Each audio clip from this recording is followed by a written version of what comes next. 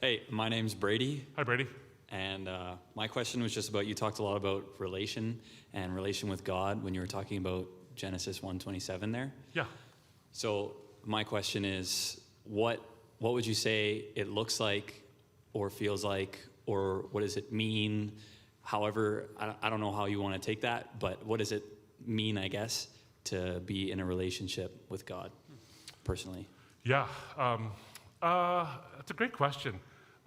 Here's what I would say is that what I want to be careful about is I don't want to overemphasize one aspect of this, nor de-emphasize this aspect, because I think oftentimes in our sense of wanting a relationship, we create hyper-emotionalism about faith. And so it becomes this thing where it's this personal relationship, and I believe in that, by the way, but we create this personal relationship with Jesus and, with God, and God downloads things to us, and he tells us things, and he guides us in our lives, and that's great. I have no problem with that in principle. However, I think sometimes we take this idea of a relationship with God, and we divorce it from what I think are objective reasons to understand what God's will actually is. So I think a relationship with God is two parts. And it's really two parts that start to manifest themselves differently in every single person's life.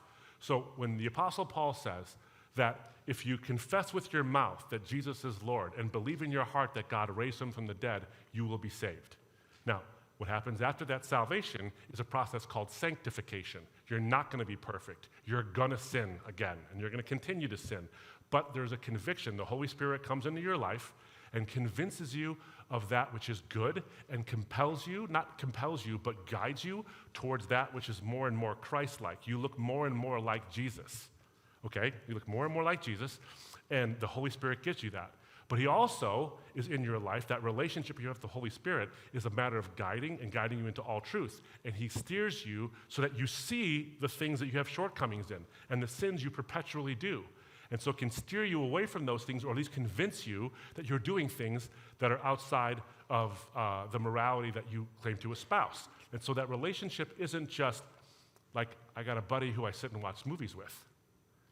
There's actually a guiding, there's an admonishing. It's a real relationship in that sense because of the sort of inner witness of the Holy Spirit.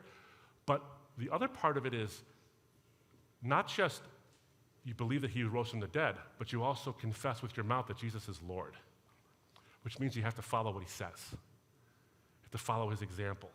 To have a relationship with God is to actually take him seriously. And so there's a lot, Dallas Willard once said, there's a whole lot of people who are vampire Christians. They just want Jesus for his blood. They don't want to make him Lord. And making him Lord is way harder than saying he's Lord. That relationship entails obedience to God and his will. I think it entails Bible reading. I think it entails compassion.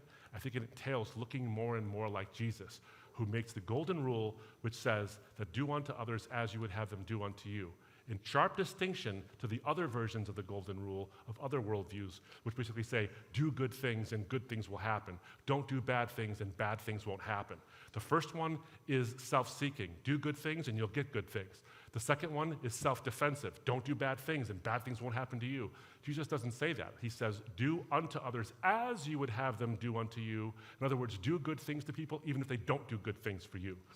One is self-protective, one is self-seeking. Jesus is self-sacrificial.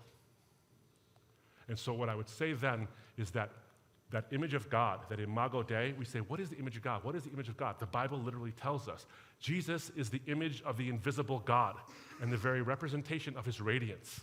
So you want to know what it's like to be in communion with God and see what it looks like for you to bear God's image? Look to his example and try to follow it as much as you can during the sanctification process, and look to his example over and over again in prayer, in Bible reading, and obedience to what he has to say, and ultimately in compassion to your fellow human beings. Because, as he says, the greatest commandments are love the Lord your God and love other people.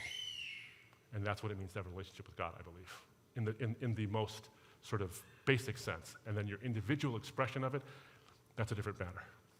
Hope that's helpful. Thank you very much. My pleasure, absolutely.